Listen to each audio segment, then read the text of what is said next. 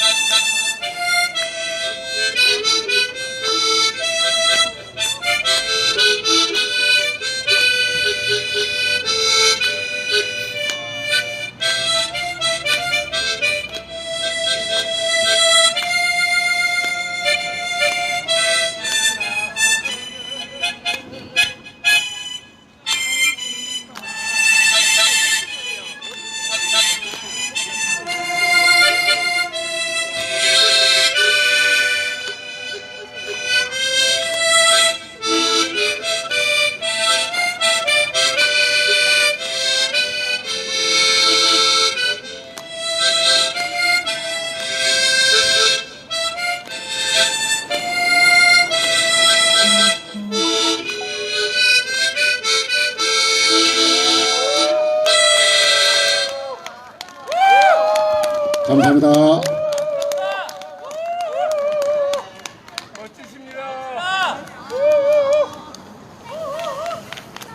네, 김태령 님이 어떻게 하모니카에서 아코디언 소리가 나오냐고 너무나 감탄을 하시면서, 네. 아, 너무 감사드립니다. 우리 형지원 교장님께, 네, 다시 한번 큰 박수 부탁드리겠습니다. 네, 얼른, 네, 아프신 거 빨리 나으시기를 바라겠습니다. 네.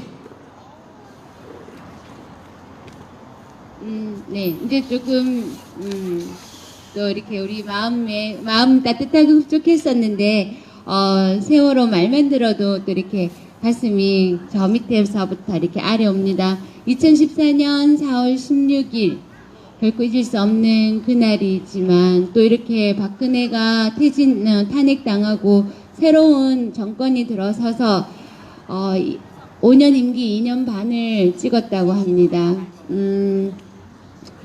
이렇게 대통령이 2년 반에 감회를 발표하는 그런 시간들을 보면서 그 광화문 촛불, 그래서 우리가 그렇게 외쳤던 우리의 요구들, 적폐를 청산하라는 우리의 요구들은 아직 먼 곳에 있지 않나 하는 생각들을 해보면서 다시 한번 또 우리가 힘차게 촛불을 들어야 하는 시간이 곧 다가온다는 느낌은, 저만의 느낌은 아닐 것이라는 생각도 해봅니다. 오늘 세월호와 관련해서 우리에게 이야기를 들려주실 분은 공순주 님입니다. 박수로 모셔서 우리 세월호와 관련된 요즘 이야기들 한번 들어보도록 하겠습니다. 감사합니다. 안녕하세요. 네, 저 서울에서 세월호 이제 그 진상규명 활동하고 있는 시민 공순주라고 합니다. 저 혼자 온 게 아니고요. 수창쌤, 인사드리셔야죠. 시민분들께. 한건쌤, 네, 인사드려요. 태령쌤, 뭐 하셔? 빨리 오셔. 네, 서울에서 저희가 왔거든요. 한건쌤, 얼른 오세요. 네, 그래서 간단하게 소개 인사말. 어제 우리 소정리에서 했잖아요. 네. 안녕하세요. 김수창입니다. 투쟁하시는데 좀 더 서로 힘냈으면 좋겠고요. 제가 늦게 와서 죄송합니다. 안녕하세요. 불태령입니다. 네, 같이 서울에서 세월호 관련 활동을 하고 있고요. 아무래도 제가 소승리에 많이 내려오니까 우리 수장쌤이 저를 도와주는 의미고, 또 우리 이 사드 투쟁하시는 분들하고 함께 마음을 나누고 싶어서 많이 오고 싶어 했어요. 혹시 저거 없을 때 자주자주 오더라도 우리 좀 많이 이 사랑으로 안아주시고요. 우리 세월호 생각하면 가슴 아프지만 잊어서는 안 되는 거기도 하고 이제는 우리 모두가 가만히 있으면 안 되지 않아요. 우리 애들이 그 가만히 있으라는 그 때문에 이제는 좀 모두 행동해 주셨으면 좋겠어요. 지금 공소시효가 1년 4개월밖에 안 남았습니다. 이 시간이 지나고 나면 그 억울하게 죽은 그 생명들에 대한 책임을 그 어떤 누구도 지게 할 수가 없어요. 그 안에 우리 모두 다 함께 행동해 주셔서 빨리 관련자들 처벌하고 감옥 보내고 이제 좀 이 빛이라 그래야 되나 지면이라 그래야 되나 거기서 좀 벗어 버리고 좀 새롭게 좀 살았으면 좋겠습니다. 사드도 마찬가지고 사드 빼고 평화 신고 고맙습니다. 인사를 쑥스러우시다고 안 하시겠다고 하는데 그러면 제가 설명을 PPT가 안 되신다고 해서 제가 일단 말로도 얼마든지 설명을 할 수가 있어서 좀 방금 그 김태령 쌤께서 설명하셨던 것처럼 저희 세월호 참사 그 진상규명을 할 수 있는 기간이 1년 4개월밖에 남지가 않았어요. 그래서 저희가 열심히 한다고 여기저기 뛰어다녔는데 힘이 좀 부족했는지 구해주지 못한 것도 너무 미안한데 지금 저희가 세월호 참사를 과거사로 지금 만들게 생겨서 여기저기 지금 이 상황을 좀 알릴 수 있는 곳이면 좀 열심히 부지런히 뛰어다니면서 지금 알리고 있는 중입니다. 그래서 오늘은 어제는 소속리 어르신들을 뵙고 왔고요. 오늘은 또 저 여기에 왔는데 어제는 또 소속리 어르신들께서 늦게까지 남아서 또 경청해 주시고 해서 너무 감사했어요. 근데 지금 이 밖에서 소속리도 이제 마찬가지인데 밖에서 하시다 보니까 좀 있으면 좀 날씨가 추워질 것 같은데 많이 좀 감기도 걸리시고 건강이 좀 안 좋으실 것 같아서 걱정인데 건강 좀 유의해 주시고요. 같이 함께 끝까지 좀 힘냈으면 좋겠습니다. 그럼 일단 간단하게 길게는 이미 세월호 참사에 대해서 모르시는 분들은 없잖아요. 그래서 잊지 말아주세요라고 하는 말은 저는 제일 싫어하거든요. 왜냐면 어차피 잊을 수 없어요. 저희는 그래서 그런 잊지 말아달라는 말보다는 지금 현재 가장 세월호 참사에서 가장 이슈가 뭔지 아시죠? 검찰이 수사를 한다고 나섰어요. 근데 잘 아시겠지만 얼마 전에 서초동에서 검찰 그 규탄 집회, 적폐청산 집회 일었었던 거 아시죠? 근데 적폐청산이 안 됐는데 갑자기 검찰이 세월호 참사 진상규명을 하겠다고 나섰어요.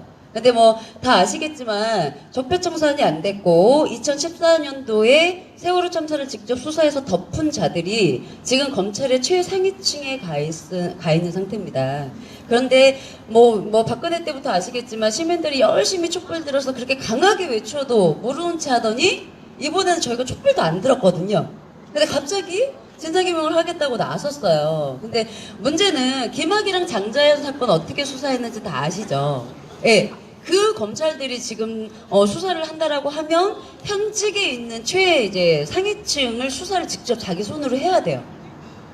그러면 이제 김학의 장자연 사건을 어떻게 수사했는지 봐서 너무 잘 알겠지만, 그 제대로 수사할 리가 없잖아요. 더 큰 문제는 이 검찰 수사가 한 6개월 정도 진행을 하다가 한두 명 정도 기소를 물론 하겠죠. 검찰이 수사한다고 이제 말을 했으니. 근데 그렇게 해서 그냥 한두 명 기소를 하고 말아버리면 세월호 참사 공소시효가 끝나버려요. 그런데 한두 명 기소를 한다고 하면 뉴스거리는 빵빵빵 터지겠죠.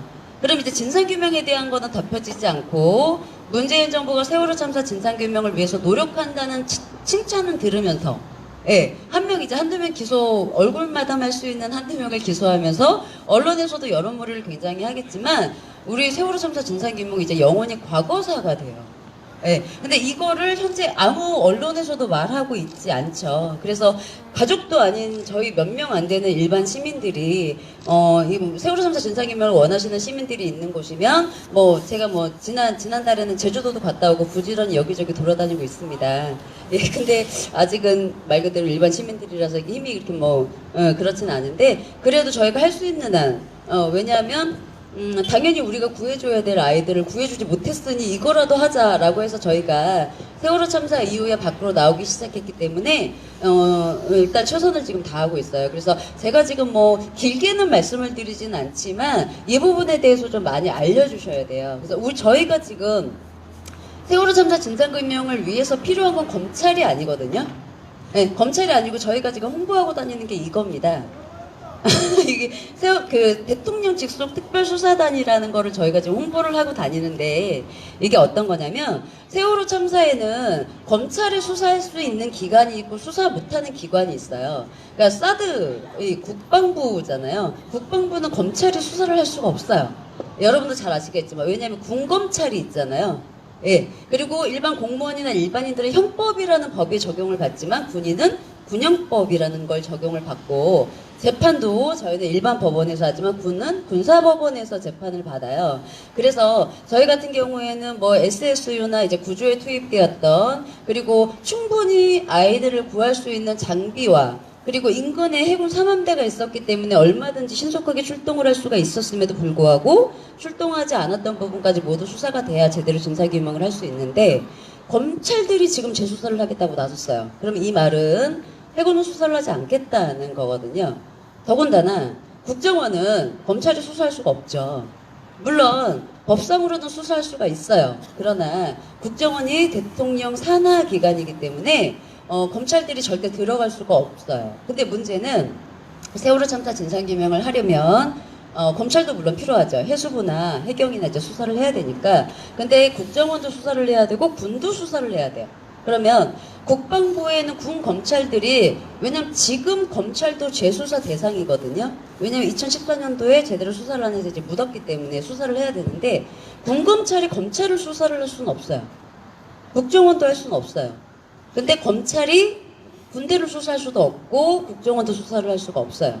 그런데 이걸 제대로 수사를 하려면 검사와 그러니까 일을 제대로 수사를 제대로 할 수 있는 검사와 공검찰 뭐 예를 들어 감사원 이렇게 해서 합동 수사단이 만들어져야 돼요. 저희가 말하는 직속 특별수사단이 만들어져야 되는데 문제는 이거를 유일하게 명령을 할 수 있는 사람이 문재인 대통령밖에 없어요. 네, 그러니까 검찰이 국방부한테 같이 수사하자 또는 수사해라라고 명령할 수 없잖아요. 네, 그리고 국정원이 국방부한테도 명령할 수 없잖아요. 네, 그래서 문재인 대통령한테 저희가 1년 4개월 세월호 참사 잔여 공소시효가 남은 그 기간 안에 특별수사단을 제대로 만들어서 수사를 좀 해달라라고 말을 하려는 찰나에 갑자기 검찰들이 제가 할게요 하고 손을 든 거예요.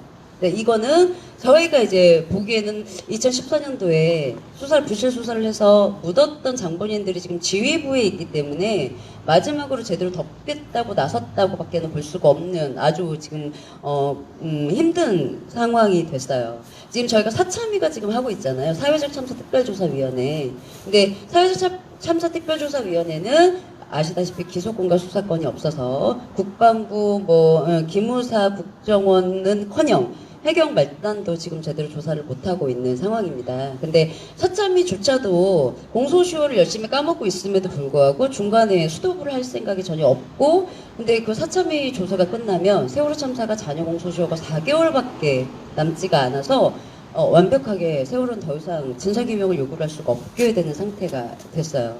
그래서 지금 검찰이 수사한다고 나선 상황과 그 공소시효가 1년 4개월밖에 남지 않은 상황과 그다음에 사참위가 기소권 수사권도 없이 열심히 조사를 해서 결과로 말씀드리겠다는 말도 안 되는 얘기를 하고 있는 상황에서 세월호가 지금 진상규명이 너무너무 어렵게 박근혜 때보다 더 어렵게 됐어요. 근데 일반 시민분들은 이제 문재인 대통령 정권 바꿨으니 진상규명 해주지 않았어? 라고 말씀을 하시는 분이 거의 대부분이세요. 근데 이번 검찰 수사가 끝나면 이제 그 목소리도 안 나오게 될 거거든요.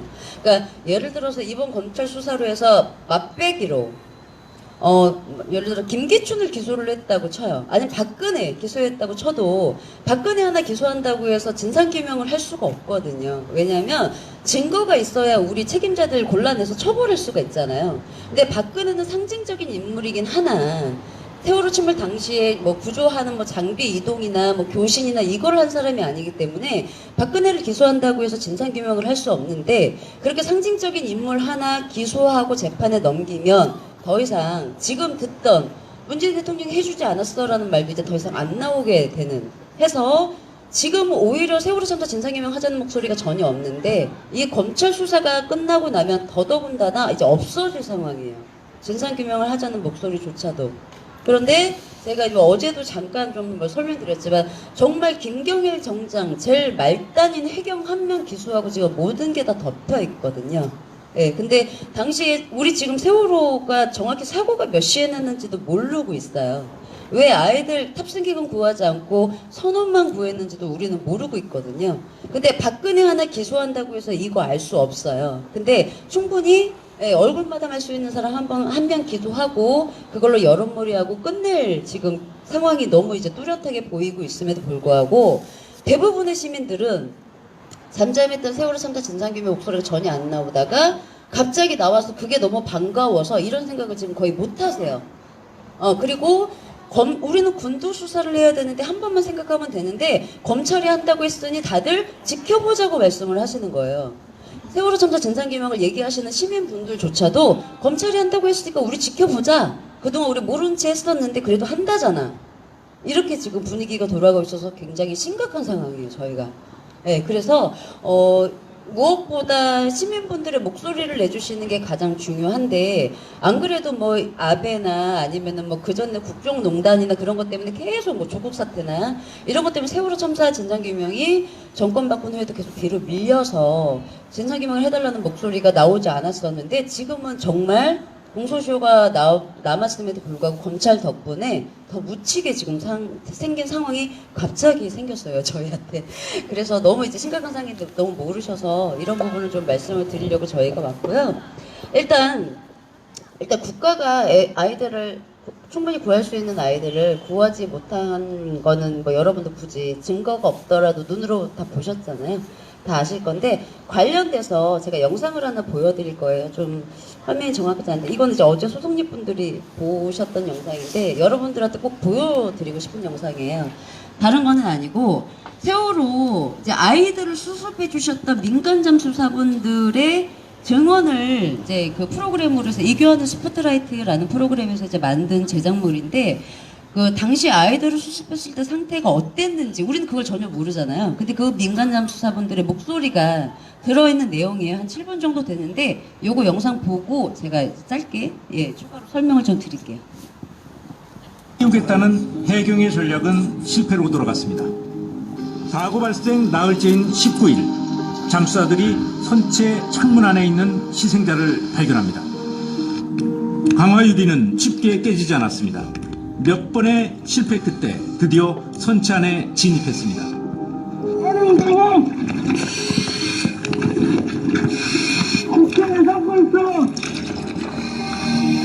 저기 뭐지, 라이프 자켓만 보이더라고. 그 색깔이 빨가니까. 근데 깨닫고 이렇게 손으로 하니까 사람이 있는데 막 잡히는 거야. 진짜 손을 하면서 막 그 이런 기대를 많이 없었고,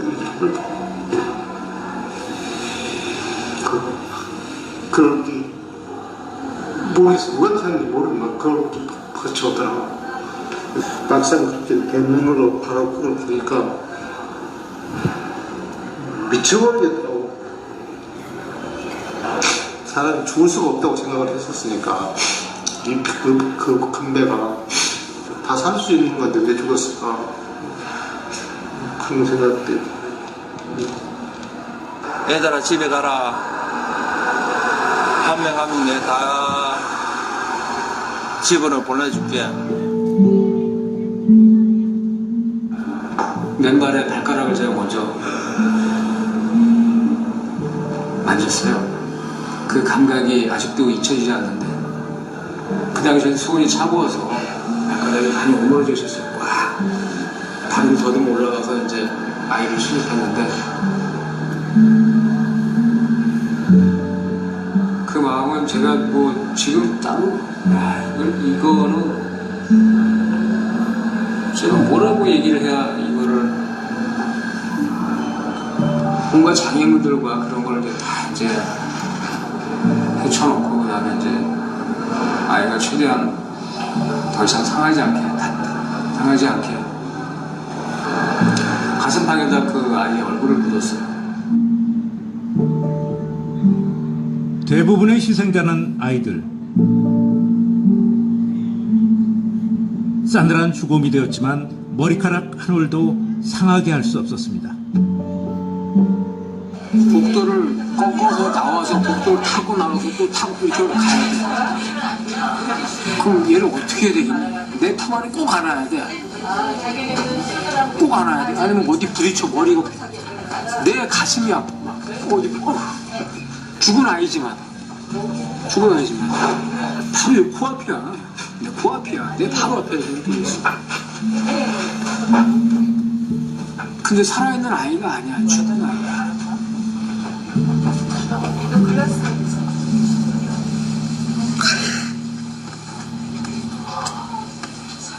잠수사들은 자신의 몸에 아이들의 마지막 순간을 새겨놓았습니다. 그 창이 요만한 창이 있어요. 그게 그쪽으로 아이가 걸린 걸 제가 만졌을 겁니다. 팔하고 요만큼 나왔대요. 요만큼 몸이 아이니까 위로 올리고 유리창 깨든지 유리창 깨졌을 것이고 애를 이제 탈출시켰겠죠. 근데 걸린 거죠. 한쪽 팔하고 머리만 딱 나왔더라고요. 제가 딱 더듬으니까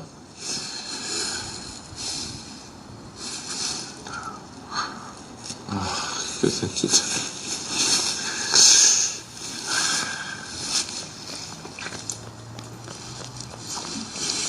참 오늘은 안 올 줄 알았는데 안 되네.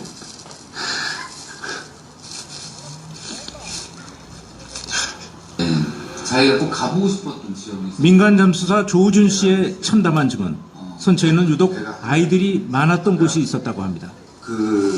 거기가 왜 이렇게 많았냐면은 바로 그 앞에 그 문을 열으면은 그 앞에 치고 큰 데로 나가요. 그 문이 열으려고 애들이 쇠문이었는데 쇠문이 다 부서졌어요. 쇠문이요? 쇠문을 갖다가 맨손으로 부셨어요. 이렇게 열었으면 열리는데 문 자체가 이 문 자체가 이렇게 철문이 그냥 완전히 이렇게 구부러져 있어버려요. 그럼 우측으로 올라가려고 좌측에 있는 선실을 벽을 뚫었어요. 아이들이. 그 아이들이 두꺼운 판때기를 뚫고 올라갔어요. 살려고. 여지없이 뚫린 격실은 그 다음 격실에 아이들이 있었어요. 세월호 수색 당시 잠수사들이 찍은 이 영상은 지금까지 한 번도 언론에 공개된 적이 없었습니다. 나무로 된 두꺼운 격실벽이 뚫려 있는 것을 볼 수 있습니다. 잠수사들은 희생자들이 뚫은 것이라고 말합니다. 다시 한번 자세히 보시죠. 한동안 아이들이 살아있었던 겁니다. 구조가 좀 빨랐더라면 살릴 수도 있었다는 의미입니다. 온몸으로 그 천장이 돼버린 우측 격실을 뚫었겠지. 숨쉬기 위해서, 살기 위해서 뚫었겠지. 그때 대로운 아이들 몸에 그런 상처들이 있나요? 뚫었던? 왜 없겠어. 아이들 신체가 비정상인 좀 꺾이는 게 많이 있거든. 옷 같은 거 보관하는 나무로 된 이 칸들이 있었어요. 그것이 거의 다 부서졌어요. 애들이 그놈을 아마 탈출하기 위해서 아마 그 부순 걸로 우리는 그렇게 생각하고 있어요. 이렇게 기울어졌는데 그걸 부실 수 있는 시간이 있었을까요? 물에 잠겨버렸잖아요. 또 물이 들어와도 애들이 구명조끼를 입었었잖아요. 그러면 또 뜨잖아요. 떠 있는 상태니까 위쪽으로 몰리게 돼 있거든요, 전부.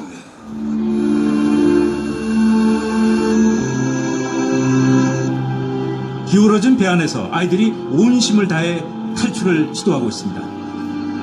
그런 상태에서도 어떻게든지 깨갖고 탈출을 하려고 노력은 저항을 했죠.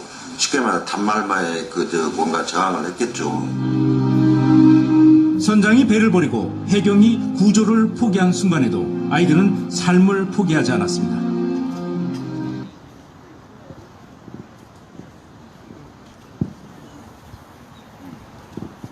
네, 이 영상을 제가 왜 지금 틀어드리냐면 충분히 구조할 수 있는 시간이 있었다는 거예요. 그래서 2014년부터 검찰에서 보고서를 외부 전문기관에 의뢰를 해서 실험을 해봤는데 아이들을 전원 구조할 수 있는데 필요한 시간은 6분 17초였다고 해요.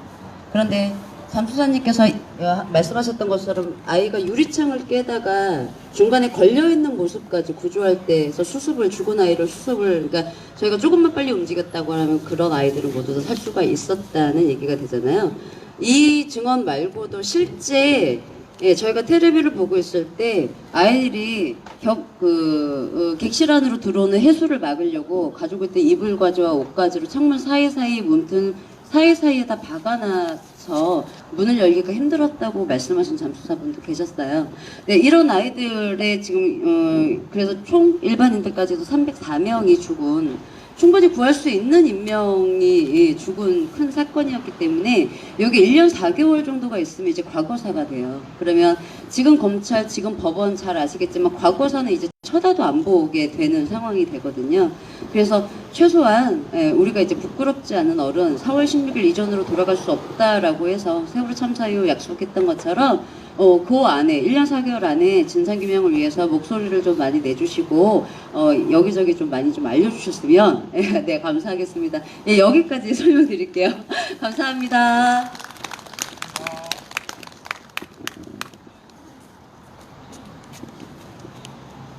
네, 여전히 마음이 아프시죠. 저는 영상을 너무 떨려서 아직 지금도 여전히 영상을 볼 수가 없었습니다.